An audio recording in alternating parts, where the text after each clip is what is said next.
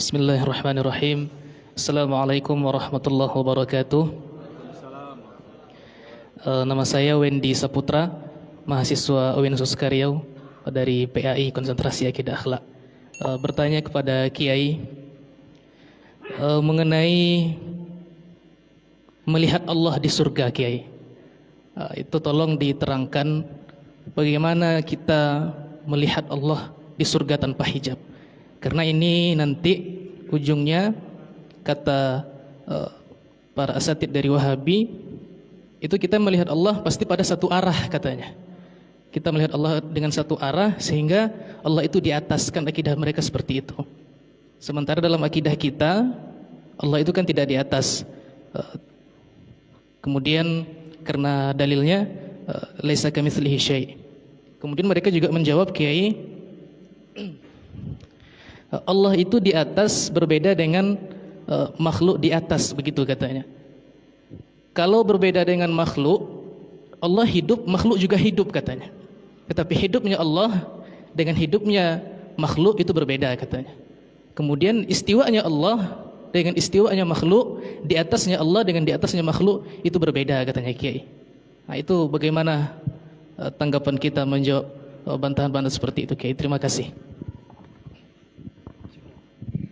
Makasih ya. Masalah melihat Allah di akhirat, ada dua kelompok yang berlebih-lebihan. Yang pertama Wahabi dan Mujassimah. Allah dilihat dengan kedua mata dan berhadap-hadapan. Itu Mujassimah. Lawannya Mujassimah adalah Mu'tazilah. Allah gak bisa dilihat. Karena kalau Allah bisa dilihat berhadap-hadapan, maka berarti zat Allah terbatas. Kalau zat Allah terbatas, berarti Allah perkara baru. Berarti Allah gak bisa dilihat.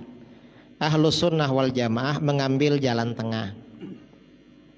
Allah dilihat, tapi lihatnya bagaimana? Bila kaifin, tanpa bagaimana caranya.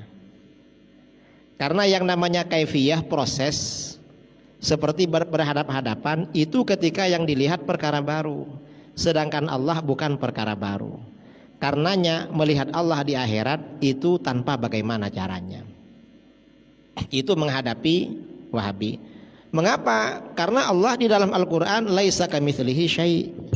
Allah tidak serupa dengan apapun dari perkara-perkara yang baru. Ketika kita melihat Allah juga gak sama dengan ketika kita melihat perkara baru. Ini dengan Wahabi. Nah, dialog kita dengan Syiah, karena ini kan sama-sama musuh dengan Ahlus Sunnah.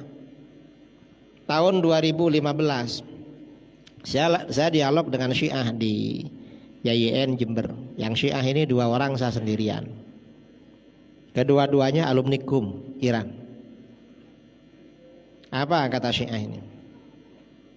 Setelah dialog 1 jam lebih dengan saya, Syiahnya yang dari Jakarta ini dapat 15 menit gak bisa bicara. Mengapa? Karena dia emosi, gak konsentrasi, marah-marah, gak bisa ngomong. Yang satunya kewalahan, dapat 1 jam lebih. Kawannya yang satunya yang masih bertahan ini menggertak saya. Kata dia, Pak Kiai, gimana kalau dialog ini gak pakai moderator, langsung aja. Itu kan gertak namanya. Saya bilang sama dia, kalau saya gak pakai moderator sama saja. Cuma tadi pakai moderator ente sangat kewalahan. Dan saya ini kalau gak pakai moderator tambah keras nyerang kamu nanti. Gimana kira-kira? Oh ya dah pakai moderator katanya. Siap. Akhirnya apa kata dia? Kamu mau debat apa yang gak pakai moderator? Melihat Allah di akhirat. Siap. Saya tahu. Kamu kan gak percaya. Sebagai orang Syiah gak percaya karena ikut Mu'tazilah. Kalau kami beriman Allah bisa dilihat. Apa alasannya? Alasannya karena Allah ada. Setiap sesuatu yang ada mungkin untuk dilihat. Allah kan ada, iya, berarti mungkin dilihat. Menurut kamu gimana? Allah gak bisa dilihat. Mengapa? Dalilnya Al-Quran katanya. Nabi Musa minta kepada Allah, Rabbi arini anzur ilaik. Tuhan, perlihatkan engkau kepadaku, aku akan melihatmu. Qala lan tarani. Tuhan berfirman, Musa, kamu tak akan melihatku. Jadi Allah gak bisa dilihat. Ini firman Allah kepada Nabi Musa. Saya bilang pada dia, kamu baca ayat gak sempurna itu, coba baca sampai selesai. Kan Allah bisa dilihat. Malah ayat ini kata para ulama menjadi dalil Allah bisa dilihat 3 kali. Jadi ayat ini menunjukkan Allah bisa dilihat 3 kali. Apa? Yang pertama, Nabi Musa minta kepada Allah untuk melihat zat-Nya. Dan masalah melihat ini, melihat Allah ini kan persoalan tauhid. Seorang nabi gak mungkin bodoh soal tauhid, lalu kamu yang Syiah lebih ngerti soal tauhid daripada Nabi Musa. Masa kamu lebih alim daripada Nabi Musa? Itu yang pertama. Yang kedua, qala lan tarani, yang dimaksud kamu tidak akan melihatku itu di dunia, bukan di akhirat. Di akhirat bisa. Mengapa? Yang ketiga, dalam ayat ini, walakin inzur ilal jabal fa in istaqarra makanahu fasawfa tarani.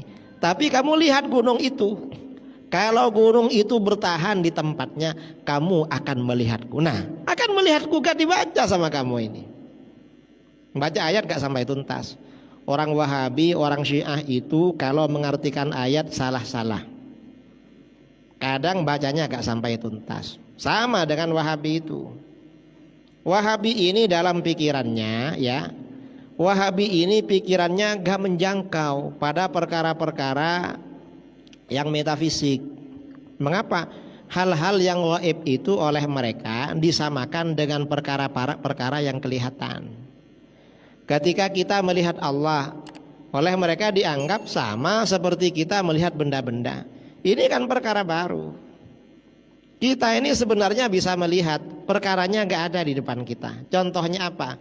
Ketika bermimpi. Kadang orang itu hadir di pengajian begini, tertidur, bermimpi, ada sesuatu di depannya. Ada apa enggak barangnya di depannya?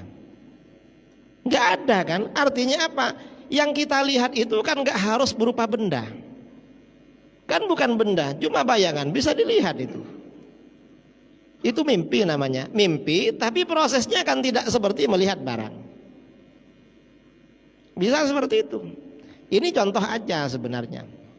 Dan di ruangan kita ini sebenarnya banyak benda. Banyak benda. Mungkin kita kalau menoleh ke sana, ini tiang. Lalu atap, itu dinding. Sebenarnya di sini benda banyak. Cuma kadang melihatnya melalui perantara. Pakai apa? Pakai HP. Coba HP dibuka, buka YouTube, buka TV, semuanya akan kelihatan kan. Ini buka pakai alat namanya.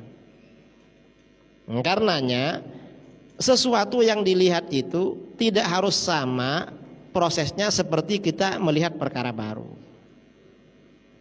Itu cara membantah orang Wahabi. Makanya di dalam Aqidatul Awam, ketika Rasulullah SAW melakukan Mi'raj, hatta ra'an nabiyyu rabban kallama min ghairi kaifin wan hisarin. Nabi melihat Tuhan dan berbicara langsung dengan Allah. Bagaimana? Min ghairi kaifin, tanpa bagaimana caranya. Artinya tanpa proses. Seperti halnya kita melihat. Misalnya saya melihat ini, ya harus berhadap-hadapan melihat. Kalau di belakang nggak kelihatan dah. Prosesnya begitu. Rasulullah tanpa seperti itu. Walan hisarin, dan tanpa Allah itu terbatas. Itu di dalam kitab Aqidatul Awam. Jadi seperti itu. Wallahu a'lam.